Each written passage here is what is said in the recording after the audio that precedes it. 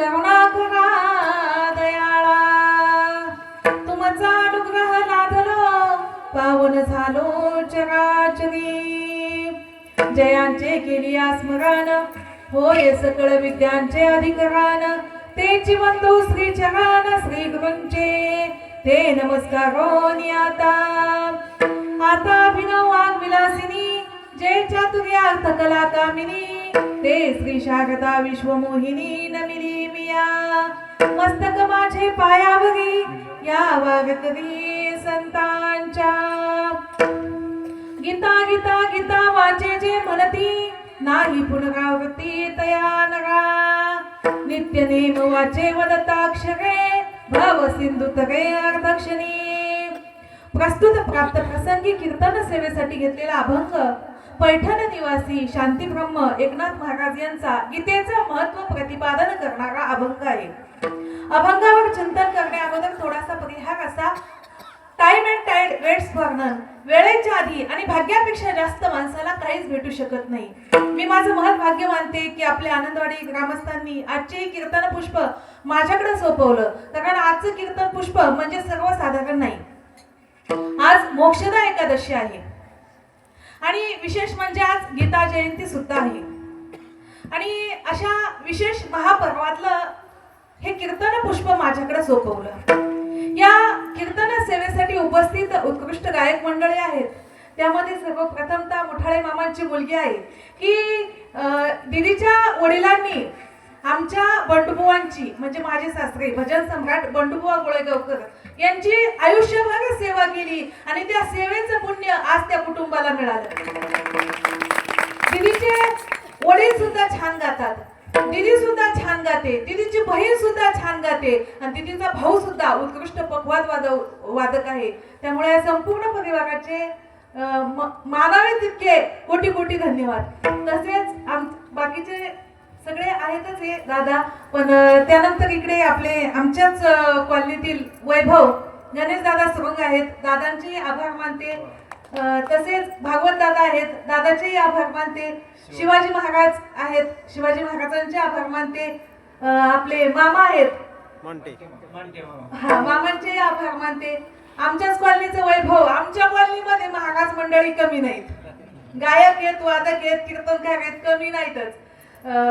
पांडुरंग महाराज आहेत, त्यांचे आभार मानते. त्यांच्या शेजारी 2 पांडुरंग आहेत, दोन्ही पांडुरंगांचे आभार मानते. तसेच आमचे अशोक महाराज उत्कृष्ट आवाजाचे आहेत, त्यांचेही आभार मानते. पुन्हा आमच्याच कॉलनीतलं 3रं वैभव, 3रं 4थं 5वं किती वैभव आहेत आमच्या कॉलनीत सांगता येणार नाही. तर महादेव महाराज आहेत, त्यांचेही आभार मानते. इकडे आपले बजरंग दादा आहेत, त्यांचेही आभार मानते. राहुल महाराज आहेत, त्यांचेही आभार मानते. आणि आमचे प्रमोद दादा दादांचेही आभार मानते. म्हणजे खरं तर ते गुरु शिष्याची जोडी आहे बघा. आमचे मालक आणि दादा प्रमोद दादा कुलते, इतकी त्यांची जोडी आहे ना, म्हणजे त्यांचं असं क्षणभर सुद्धा गुरु पौर्णिमेला दादा येणार म्हणजे येणारच आणि पूजा करणार. दादांचे आभार मानते. आणि पुन्हा नाना सुद्धा आमच्या घराण्याला गोळेगावकर परिवार म्हणजे आमचा वारसा नानांनी टिकून ठेवला. नानांच्या मुखामध्ये सुद्धा बंडुबुवांच्या खूप चाली आहेत, नानांचेही आभार मानते. आणि उत्कृष्ट पखवादवादक कीर्तन सेवेसाठी उपस्थित आहेत सिद्धेश्वर दादा, तुमचेही आभार मानते. एकीकडं महादेव, एकीकडं सिद्धेश्वर, इकडं पांडुरंग, काही कमीच नाही. विठ्ठल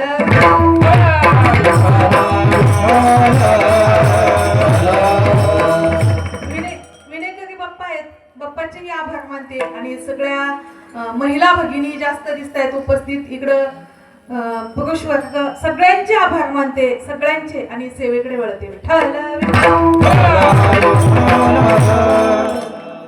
गीता गीता गीता वाचे जे म्हणती, नाही पुनरावृत्ती तया नरा. संत एकनाथ महाराज या अभंगामध्ये गीतेचं महत्व प्रतिपादन करतात. मग ही गीता नेमकी काय आहे बघा दिदी?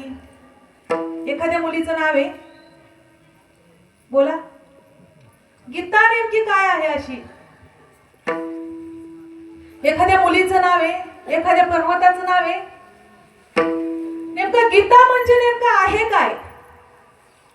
तर गीता हा आपला पवित्र धर्म ग्रंथ आहे. आणि तो कुठं सांगितला? कुरुक्षेत्रावरती सांगितला. कुरुक्षेत्रावरच का सांगितला? कारण ती एक पुण्यभूमी आहे. त्या कुरुक्षेत्राला वरदान होतं, इथे जो कोणी मृत्युमुखी पावेल त्याला मोक्षाची प्राप्ती होईल. आजची एकादशी म्हणजे मोक्षदा एकादशी. आजची एकादशी ज्यांनी धरली त्यांना आपोआप मोक्ष प्राप्त होणार. म्हणजे एकादशी कोणती आहे आजची? आणि मार्गशीर्ष महिन्यातली एकादशी आहे. विशेष म्हणजे मासानां मार्गशीर्षोहम, महिन्यामध्ये मार्गशीर्ष महिन्याला अत्यंत महत्व आहे. आधी काय झाली? चंपाषष्ठी. आता काय आली? एकादशी.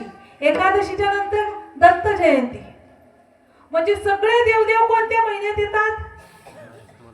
म्हणून या महिन्याला महत्व दिलं जातं.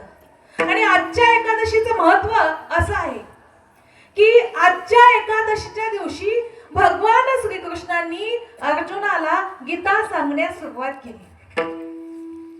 5131 वर्ष आहे हे आजचं. गीता सांगून झालेलं आजचं वर्ष 5131 वर्ष आहे. बघा, अर्जुनाने तिथेच का सांगितले? अर्जुनाला एक माहिती होतं की युद्ध झाल्याच्या नंतर ह्या पांडवांचा विजय होईल. आणि विजय झाल्याच्या नंतर प्रत्येक जण आपल्या सुखासनामध्ये रत असतील. ह्यांना हे आत्मज्ञान काय आहे ही ऐकण्याची इच्छा अजिबात नसेल. म्हणून ह्यांना हे ज्ञान आपण आत्ताच सांगावं. मग भगवंताने गीता किती श्लोकामध्ये सांगितली? 700 श्लोकामध्ये. मग त्यात भगवंताचे किती श्लोक आहेत की भगवंताच्या मुखातून आले असे श्लोक किती? 574 श्लोक भगवंताच्या मुखातून आले.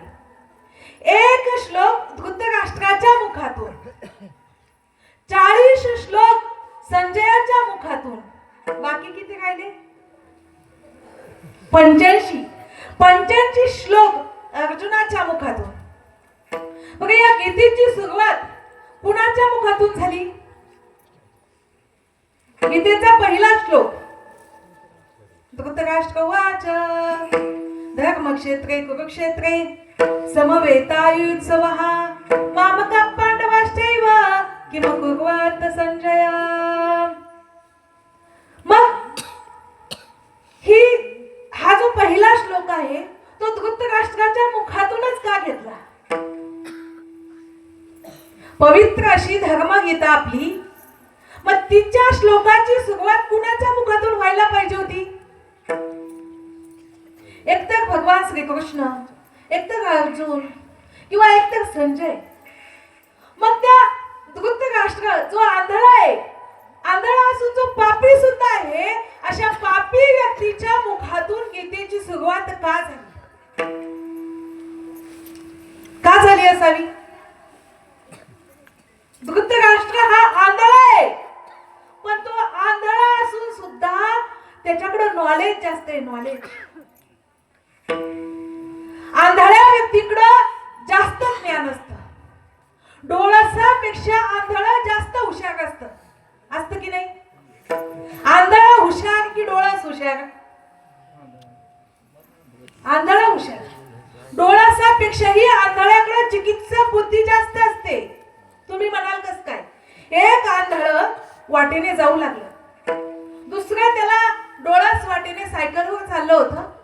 मग त्या आंधळ त्या सायकलवाल्याला म्हणाला, थांब, मला येऊ दे. तू कुठं चाललाय? डोळस म्हणला, चाललो आनंदवाडीला. मला पण यायचंय आनंदवाडीलाच. बस. मग माग बसला. मग येता येता परतूर ते आनंदवाडी वाटत एक विहीर लागली आणि विहिरीच्या कडेला भोपळ्याचा वेल होता. तर ते डोळस म्हणतं, थांब, इथे भोपळ्याचा वेल आहे आणि खूप भोपळे लागलेत. एक भोपळा घेतो, संध्याकाळी काय होईल? भाजी होईल. पण आंधळा म्हणलं, तो भोपळा तोडू नका. तो भोपळा कसा आहे? कडू आहे. मग आंधळ्याला कसं कळालं? हा, नाही. आंधळ्याला कसं कळालं?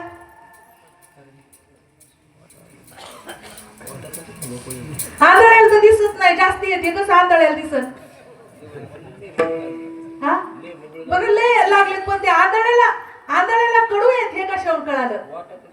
हा, विठ्ठल विठ्ठल.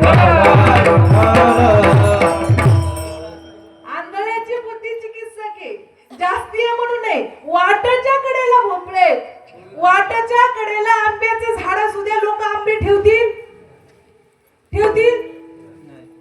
वाटाच्या कडेला काही असू द्या, लोक ठेवणार नाहीत. मग त्याने सांगितलं भोपळा कडू आहे, डोळास म्हणला नाही नाही मी घेतोच. डोळ्यासाठी एक घेतला, घरी नेऊन भाजी केली. भाजी कशी लागली? मग काय म्हणाला, आंधळ काय होतं? म्हणजे हा आंधळा धृतराष्ट्र हुशार आहे. मग तुम्ही म्हणाल कशावरून हुशार आहे? हे बघा, व्यासांनी काय सांगितलं. व्यास महर्षी त्या धृतराष्ट्राकडे गेले आणि त्याला म्हणाले मी तुला दिव्य गोष्टी देतो की ज्या कुरुक्षेत्रावरती काय चाललंय ते तुला कळल, यासाठी मी तुला दिव्य गोष्टी देतो. पण आंधळ म्हणाले हे बघ नको, मला दिव्य गोष्टी नको. एकतर मी आयुष्यभर काही पाहिलं नाही आणि मग त्यावेळी माझ्या मुलांचं मरण मी माझ्या डोळ्यांनी का पाहावं?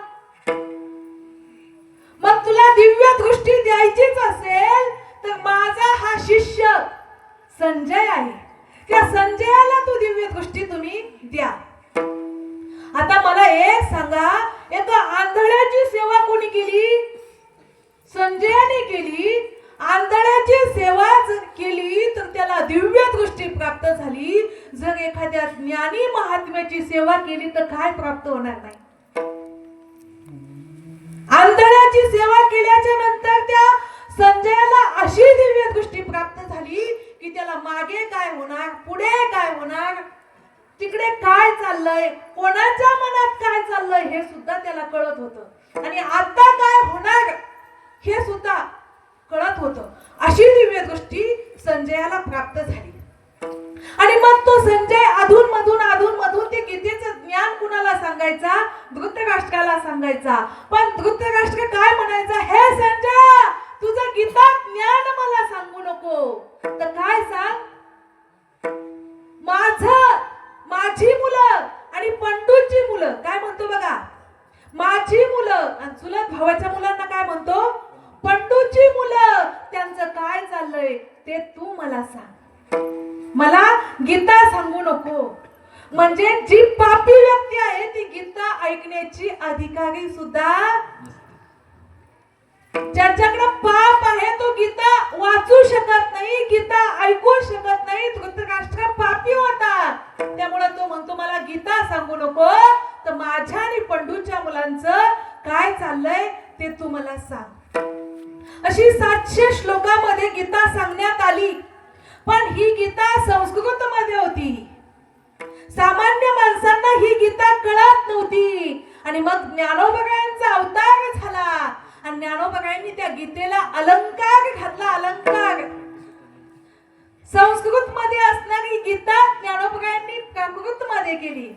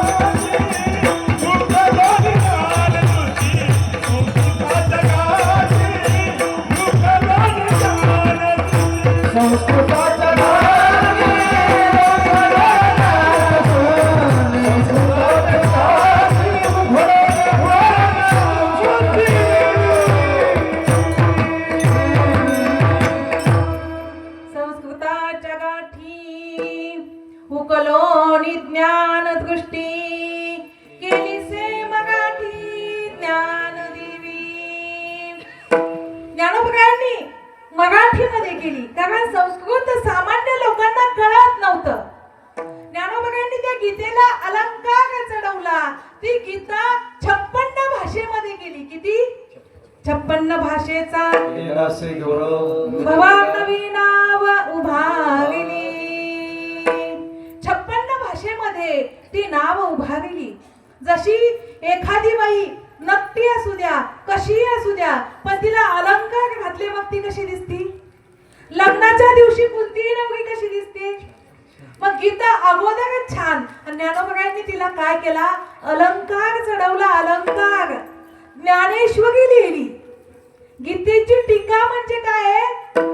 ब्रह्मानंद लहरी प्रकट केली, ब्रह्मानंद लहरी प्रकट केली, ब्रह्मानंद लहरी प्रकट केली, ब्रह्मानंद लहरी प्रकट केली.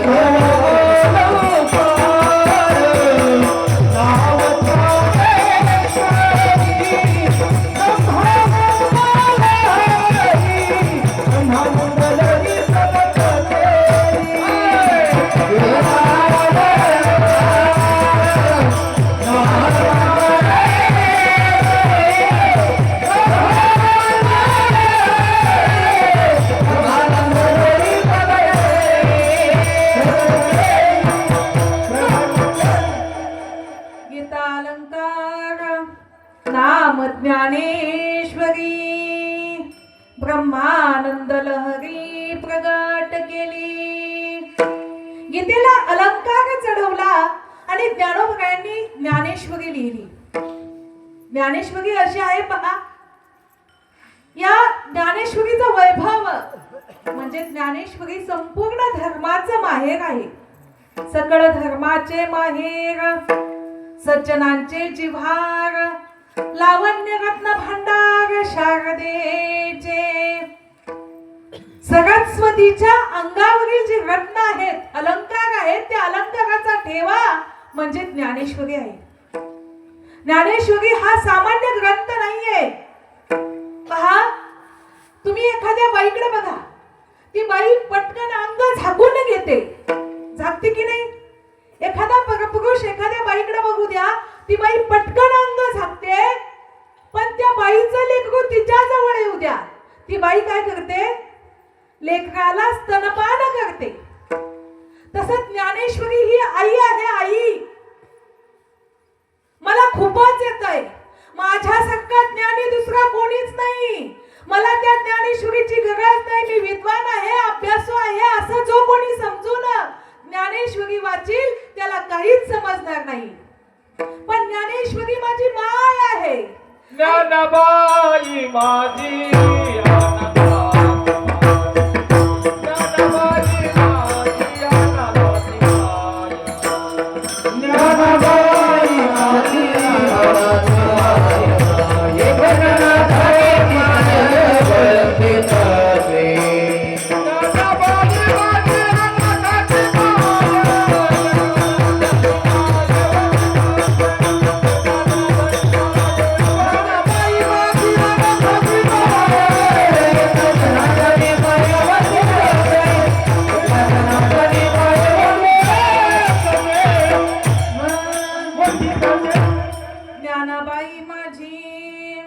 अनाथाची माय, एका जनार्दनी पाय वंदित असे.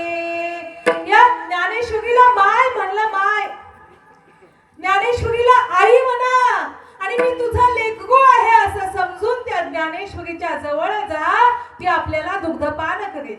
ज्ञानबाई माझी अनाथाची माय.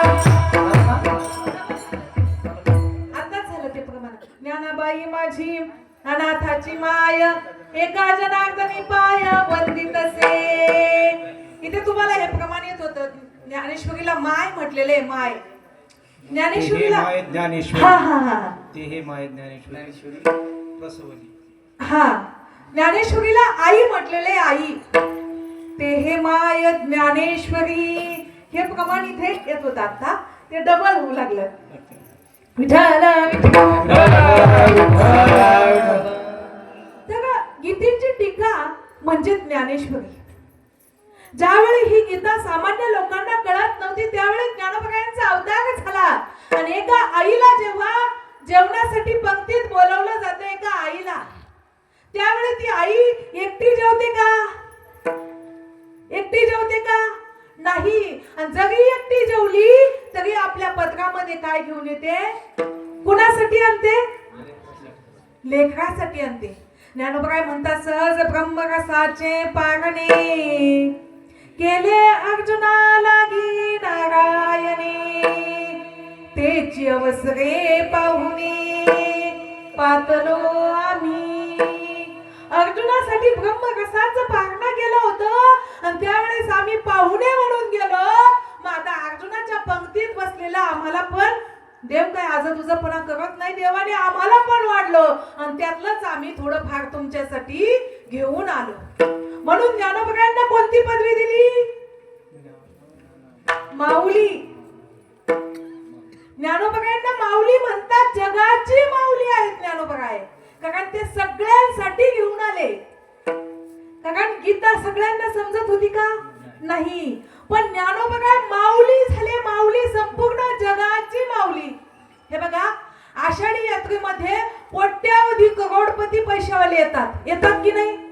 पण त्यांना कोणी सेठ म्हणतं का? त्यांना काय म्हणतात? ओ माऊली, ओ माऊली. माऊली शिवाय दुसरा शब्दच नाही. म्हणजे माऊली या शब्दामध्ये फार महानता आहे. आणि ही पदवी काय कुठल्या युनिव्हर्सिटीने दिलेली नाही, कुठल्या विद्यापीठाने नाही. ही पदवी कोणी दिलेली आहे?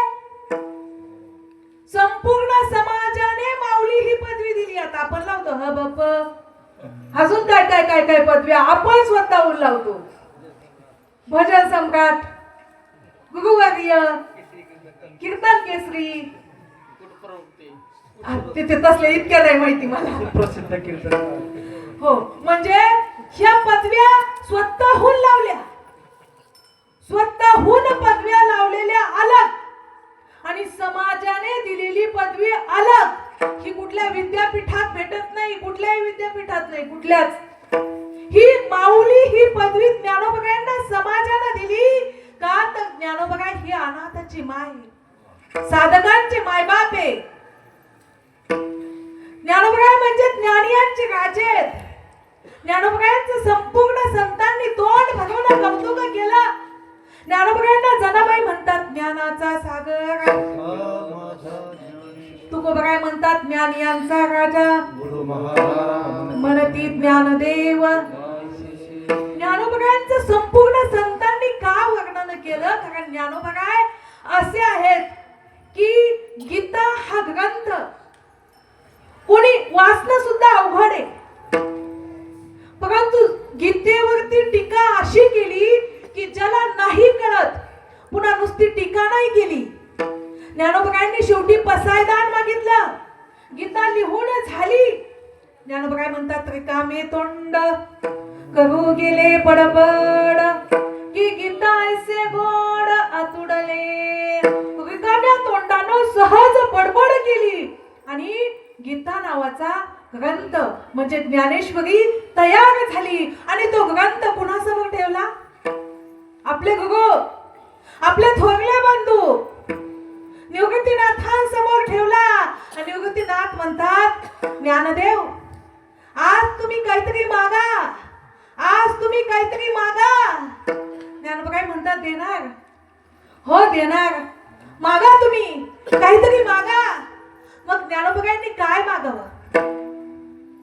आता विश्वात्मके देवी येणे वाग्यज्ञ तोषावे,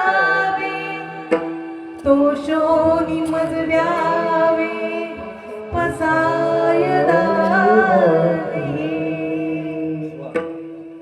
तुम्ही माझ्या या वाग्यज्ञानं तोषावं, संतुष्ट व्हावं, सुखी व्हावं, खुश व्हावं आणि मला काय द्यावं?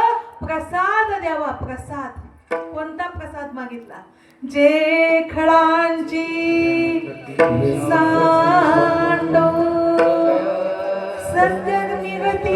वाढो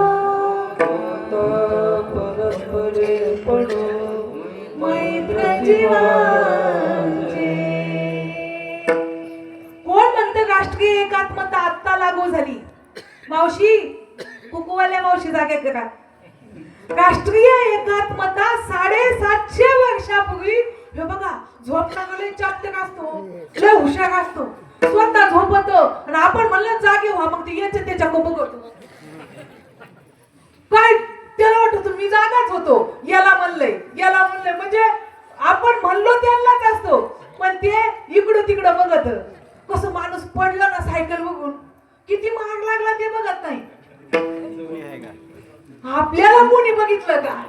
तसं झोपलेला माणूस झोपला ना आणि आपण म्हणलं जागा व्हा, ते बघत इकडं तिकडं. आपण झोपलेलं आपल्याला कोणी पाहिलं का?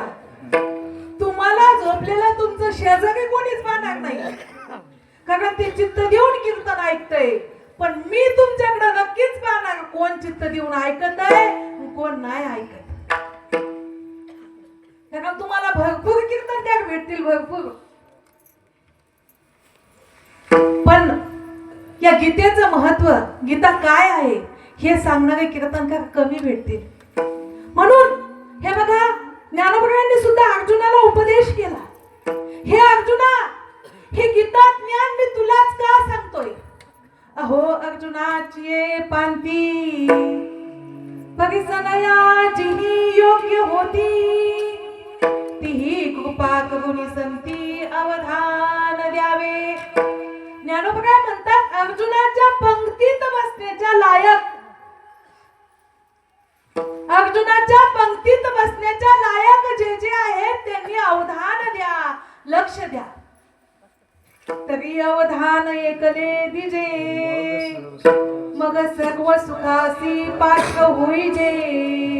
हे प्रतिज्ञोत्तर माझे उघड ऐका. तुम्हाला सुख हवंय ना, तर मग काय द्या? अवधान द्या, म्हणजे लक्ष द्या.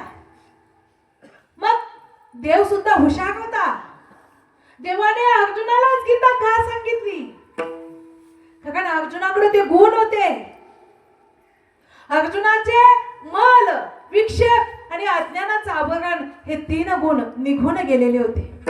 अर्जुनाचं चित्त शुद्ध होतं आणि शुद्ध झालेल्या चित्तामध्ये भगवान परमात्मा येवनी गोपाळ राहते, येवनी गोपाळ राहते, येवनी गोपाळ राहते,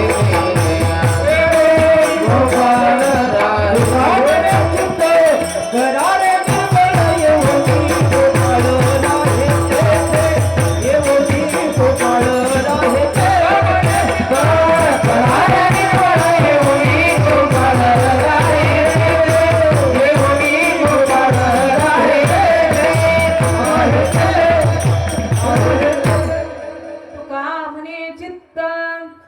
करारे निर्मळ येऊनी गोपाळ राहे तेथे. शुद्ध झालेल्या चित्तामध्ये भगवान परमात्मा वास्तव्य करतो. मग आपलं चित्त शुद्ध आहे का? अर्जुनाचा तो अधिकार होता, अनंतकू अनिंदकू अनन्य गती. अनिंदकू म्हणजे तो अर्जुन गुणाची निंदा करत नव्हता. परमार्थात आल्याच्या नंतर प्रथमतः एकमेकाची निंदा करणं सोडून द्या. जो एकमेकाची निंदा करतो ना, हे बघा, आपण म्हणलं ना त्याला काही येत नाही, की त्याचं पाप तुमच्या माथी जातं. करीती पातकाची होती, करीती